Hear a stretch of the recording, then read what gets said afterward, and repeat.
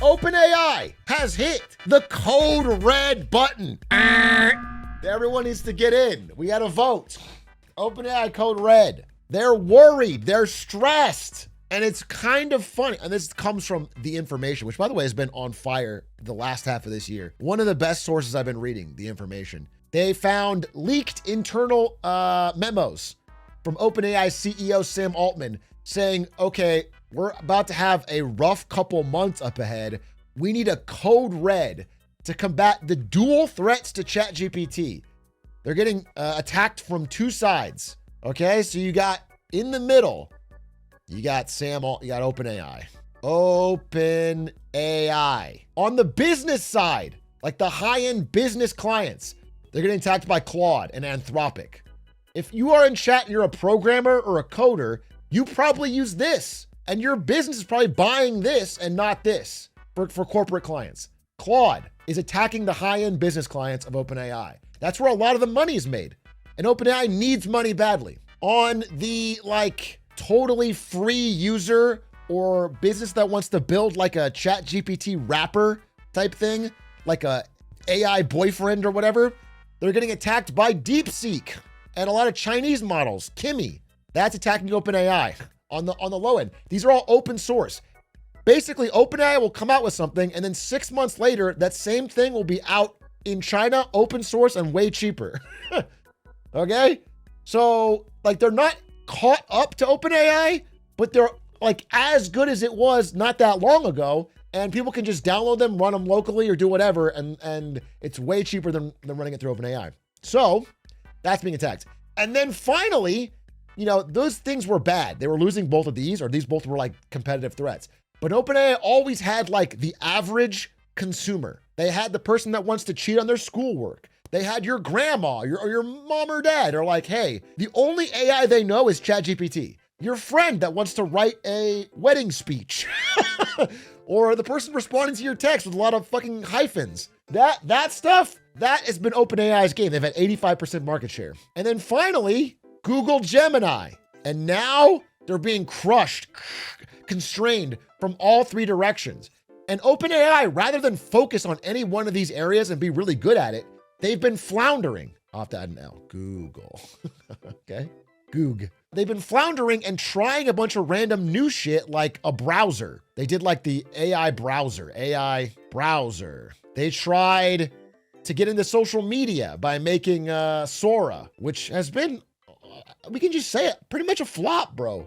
Sora, people just make a few things on Sora, rip them, and put them on other platforms. Nobody's hanging out on Sora. Sora has not turned into a monetizable social media platform. It's just a generator for memes for other platforms. So all this shit is kind of failing, and they're losing ground in all the actual areas. And so they finally realized, wait a minute, this is fucking scary. Google Gemini was the last straw. And look at this. Gemini app downloads are catching up to ChatGPT's. This is a huge gap gain. And then if you pull up the LLM leaderboard, LM Arena, you've got Gemini leading or right behind Claude and web dev, first in vision, first in text to image, first in image edit, first in search, first in text to video, first in image to video. So Gemini is kind of crushing. And it's crazy because if you flash back on my own channel, 3 years or 2 years, I don't know, 2023 or 2, I said this. Google, particularly, let's talk about them, is freaking out.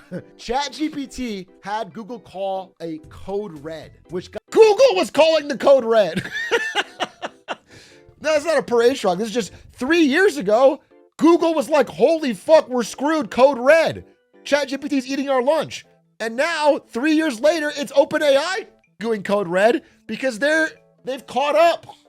Their lead has evaporated. So got them their best strike force to figure out what the they're gonna do about ChatGPT, because Google has sat on their ass for a very long time. But for the first time ever, there's finally a challenger to Google's domination of search. People may, go to ChatGPT.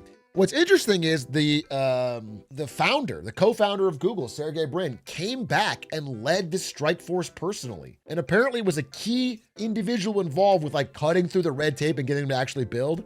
And now they're hyper competitive again. Now OpenAI is on the back foot. So here's some quotes though from this this leaked email. So Sam Altman says Google's resurgence could cause, quote, temporary economic headwinds for OpenAI, which basically, it's like a really fancy way of saying we're going to make less money.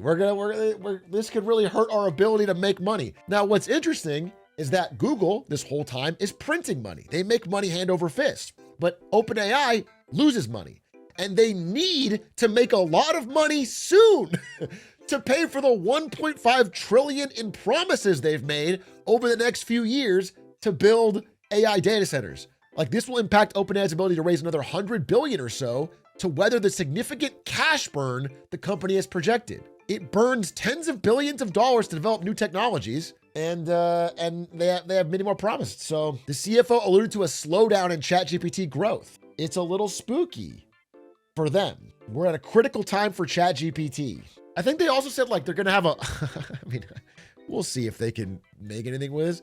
They said they're gonna have like a daily call with all their top employees to really crack heads on this. And hopefully they're gonna try to get into search, I guess is the idea, or sell ads. It all sounds fucking crazy. This was also wild. Mark Benioff, who's the head of Salesforce, I don't know if he's like partnered with Google, but he was like, holy shit, I've used ChatGPT every day for 3 years. Just spent 2 hours on Gemini 3. I'm not going back. The leap is insane. Reasoning, speed, images, video, everything is sharper and faster. It feels like the world just changed again. Like, the glaze is insane. But I will say, like, I've used both the paid ChatGPT and the paid Gemini. And what I will tell you is, in my experience, I didn't see a difference.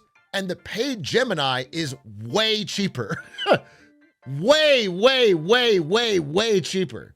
So, like, I do see, it seems like a big fucking threat to ChatGPT. It seems like a big threat. Like, I can see why they'd be scared. Gemini has a better data set. Well, that's another thing is like, it's becoming more obvious, I think because of the DeepSeek stuff, that like the only real advantage that you have as a model is the data you train on. And even that's not much because we've already mentioned this on stream, but like, let's say you're OpenAI, right? And you pay $1 billion for the greatest data set ever of, I don't know, you're making a Age of Empires playing AI and you buy Hera's personal replays to train on. Well, then once you've made it, another model can just train itself on your answers. It can just ask you questions, get the answer, and do that 1,000,000 times until it's trained. So like all the open source models can just use whatever you've learned to become a free version 6 months later. You know, the lead here is hard to see, but if there is a data advantage, it goes to Google because Google owns YouTube and search and all the best data of like digital advertising. So there's no, OpenAI doesn't own any of that. And I don't think, by the way, people are saying Grok. I've seen no evidence that Grok is getting any market share anywhere. As far as I know, all Grok does is get Elon Musk to tweet about it. I mean, there's people using it on Twitter, obviously. At Grok, is this true? But it's not. Twitter is still losing money. It's just they got bailed out by being bought by XAI, which also needs to be bailed out with more investor funds. I've seen no evidence that Grok is monetizing well or doing anything. I don't think it's in the competition with ChatGPT and with Gemini. You see Micron discontinuing their consumer brand Crucial? Micron discontinued Crucial. Yeah, this is what I was talking about actually with NVIDIA. Wait, this is actually such a perfect story. Wait, I've mentioned, like from NVIDIA's POV, if NVIDIA had their way, they wouldn't make a single graphics card for gamers anymore. Because you only have so much space at TSMC foundries in Taiwan to make things. So they only want to use all of that to make the really high-end, corporate-focused stuff. And so Micron is just doing that. Micron doesn't care. They're not making any more consumer stuff, and they're focusing on enterprise consumers. NVIDIA can't do that because then they might blow up, a 20-year business, which they have great market share in. Like NVIDIA GPUs are super dominant. They have like 85% share on Steam. Like, of course they can't get rid of it, but they kind of want to. They only make as many GPUs as they absolutely have to, and everything else goes towards AI. So Micron, this is like a perfect example of what I've been saying. This is a perfect example. Like they have seen the same business trend and they're just like, fuck it, we don't care about consumer. But NVIDIA can't do that. What about AMD? I'm sure AMD has similar pressures, but you know, again, if you had a business for that long, you don't want to blow it up. You don't want to. If AMD were to get rid of consumer, they would never be able to get back in. There are other RAM makers, but Crucial was top tier. Yeah.